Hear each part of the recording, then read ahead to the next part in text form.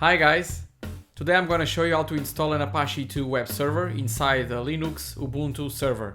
I'm going to show you file locations, the directory structure, some basic functionalities, how to store a default web page, and several virtual hosts as we need. Okay?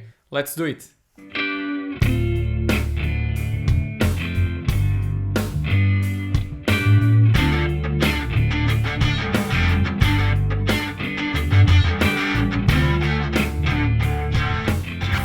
Just logged in with my root account. My machine is ready to install. I will clear my screen and quickly call apt install Apache2. Okay, so this will be the first package to be installed for my Apache2 server. Let's wait a little bit until the process is finished. I have previously configured a network interface to be able to communicate between my host operating system and this virtual machine. If you want to know more about this procedure, please check my other videos about that subject. So if I use IPA command, we can see that I have the third network interface ENP0S8 ready for these tests. So my Apache2 server should be already installed and up and running. I can call this command systemctl, that stands for system control, using the status action and the Apache2 service. So as you can see, it is already active, and I will show you some more things about its status. We could also check that, for example, using ss -ltn, that we are in fact listening in port 80 in our server. And this is important to make sure we are ready to receive new connections. And we should also take care of our firewall, because we are not yet allowing port 80 connection. So to do that, we can allow port 80 using TCP protocol like this, the new rule. So this is an exception, because the default procedure on our firewall is to deny traffic, and we create a rule which will be an exception for traffic to the port 80, okay, using TCP. So if I repeat the status command, you will see that my firewall is already accepting these packets. Okay, so we can also check if everything is correct with our server. To do that, I'm going to show you a detail, because there's something you need to configure in order to get rid of a warning. If I press restart and status, you will see that there is a warning: could not reliably determine server name. So what it means is that we need to go to Apache2 folder, edit Apache2 main configuration file. Let me enable line numbers on Nano Editor. You can get line numbers using Shift-Alt-3. Okay, this shortcut, Shift-Alt-3, allows you to get line numbers. So, scrolling down a little bit to the global configuration zone, there is a zone where we can put it. Usually, I was showing you around. Usually, I put it here at the top. It really doesn't matter. server name. Okay, let's call it rs medias ubuntu. Okay, just like that, we are giving it a name. So from now on, this server will be called rs medias ubuntu. And let's restart the server, in this case the service, Apache2 service, and check again if we still have the same warning. And as you can see at the bottom, we no longer have the warning. So Apache2 already knows its own name. So how can we check for the main web page? First, I'm going to show you how the default web page is configured and where are the files, where is the root document folder. Okay, going straight, I'm already there, so I'm going to show you the folder contents. And as you can see, we have three types of folders: the conf folders, the mods folders, and the sites, which means that we have configuration folders available and enabled in the server. And I also have module folders, so I have plenty of available modules. I can even install more modules. You can browse the web and Apache2 server, Apache2 website to check for more modules. And you can always enable or disable depending on what you need to use. So never keep modules available that you really don't need. You will save CPU, you will save RAM, you will increase or tend to have a more stable server. So you should only allocate the resources you need. And finally, we have sites folders. We also have available sites, and we can also call them virtual hosts, and we have enabled sites. So when you want to put a virtual host online, you need to enable it. Okay, so I'm gonna enter the sites available folder, show you what we have here, and inside this first file 000-default.conf, I'm gonna show you its contents in the editor. And you can see that we have a virtual host configured, check line number 1, and by checking that, I have underlined it, highlighted, and you can see that we have a virtual host configured for port 80. We also have a virtual host that is located in the /var/www/html folder.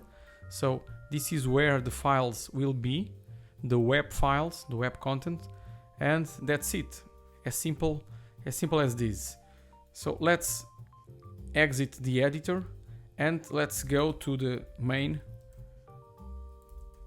folder, which we call the document root. So this index.html file will be the main HTML content to be delivered to the browser when we make the connection. Okay, so I will try to connect to the IP address 192.168.52.1, which is my server IP address. I will be contacting from my host IP, which I will test right away. Here it is. We have a successful ping, and with that we know that we will have a connection. So using a new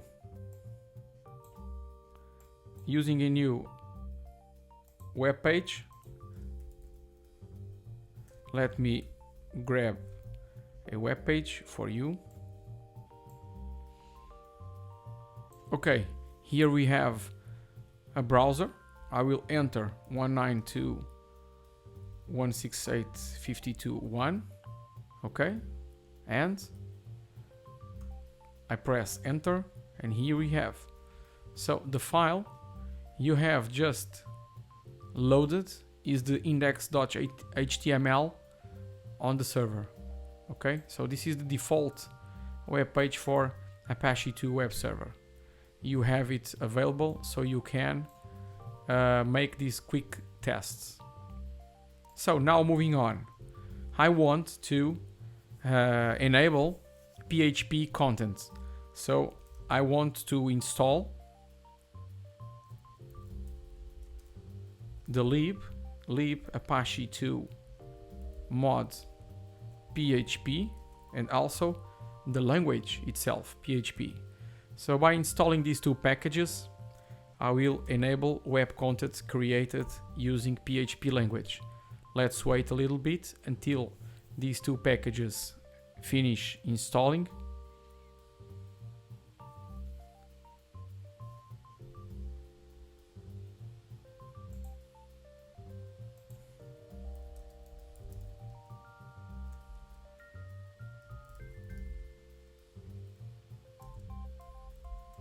Okay, we are ready, and after we install it, you can create a very quick web content created in PHP. So I will open my editor. I will put the PHP tags to create a very simple content, and using phpinfo function, just like that. I will not program anything else. I can show you that my server already has two files, the HTML and the PHP, and I will show you that the content is available immediately. So calling my browser again, I will open a new tab, and this time I will call directly for PHP Index for you, and here we have it. Let me open the window a little bit to make it wider for you, maybe even a little bit more. Okay, and as you can see, the result of the phpinfo function is a complete web page with lots of technical informations about the server itself, Apache2, and the language, the modules, so you can have a complete report on what you have available. There's an interesting and important thing you can check here, that is the amount of environment variables available that can be useful for you while creating web pages. So, for example, you have access to the server port, which means you can check the port receiving the connection. You can have access to the remote address. So my browser is connecting from this IP address. The document root folder also can be useful, so you can have a bigger control over the files you are using on your website, and so on. So you have plenty of variables to work with for different situations. So this is the default page I usually use to check that the language is already working, and this link, this connection between the language and Apache2 is also working, so you can provide to your customers, to your users, the access to this dynamic web language. Okay, so this is a second test. Now, for example, imagine that you want to create a virtual host that accepts connections not in the default port 80, but in a custom port. So what you need to do is to go again to Apache2 main folder, enter the sites available folder, and by copying the main file you can create your own file. So I will put, for example, 10,000 port port.conf. Can be this name, could be another name. You can invent your own name. Why am I creating this one? Because I want to create a quick website that will be answering on port 10,000. So after this, I need to edit the file and move from port 80 to port 10,000. Okay, then I will change the document root to 10,000 port. Be careful because we don't have this folder, we have to create it. So everything will be unchanged and it's time to save and exit the file. Now let's go to the parent folder and edit the ports file that is available, and is where we need to add a new port. So we will be listening on port 10,000. Let's save the file and we are set. Last thing we need to do is to go to document root folders /var/www, and we need to create the new folder 10,000 port. Okay, let's check permissions. We are okay because we have reading and executing permissions for other, because our visitors are anonymous to our server. So we need to make sure that the R and X permissions for other is set. So let's open this folder and we have an empty folder. If we create, let's for example make echo 10,000 port web page. Okay, test. Let me put here the rest of my sentence, and I will send this small string to an index HTML file. Okay, I'm not using HTML tags, I know that, but it's very simple test. I can add that later. The browser will decode it correctly and show the web content for us. So one more thing we need to do.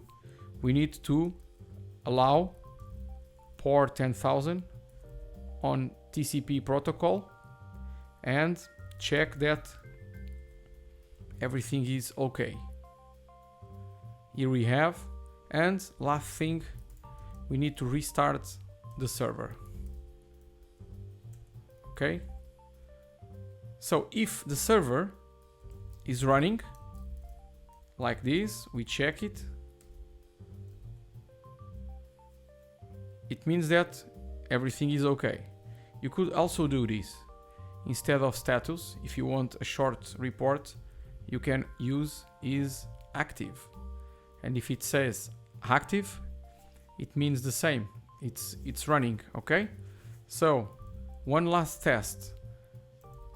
We can make the same command ss to check that our server is already listening on port 10,000. This is an important one, so you can make sure your server will attend these connections. So if I call my browser again, I will enter the custom port, but there is one more thing we need to do to make our web page available to our users. Let me show you what it is. I will press enter and I don't have it available. So I have been redirected to default web page. Why? Because my new website is not online yet. So I need to use the A2EN site, Apache2 enable site command. It's what it means, and call for our configuration file. You can use tab to autocomplete because it will search for the available virtual hosts and help you finishing the sentence. Okay, so after you do this, you have enabled your new virtual host, but you still have to reload the configuration on your Apache 2 in order to put it running. Okay, so if I come here again and press refresh, now we have the new virtual host available and connecting through the port we have configured. So if I use tcp dump minus vv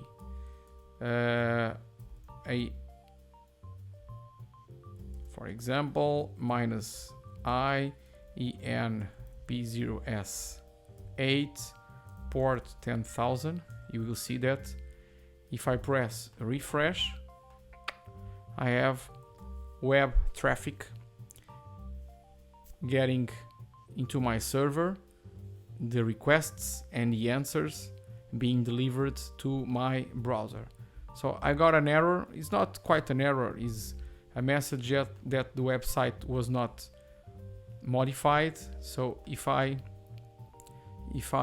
press again the same refresh button, you will see that it will keep contacting the server. Okay, you can see the request and the answers being delivered. Okay, so if I use port 80 like this, you will see that there is no web traffic. But if I contact my default web page, this one is accepting connections on port 80, and this time you see that I have web traffic. So we have already two different ports accepting connections in our web server.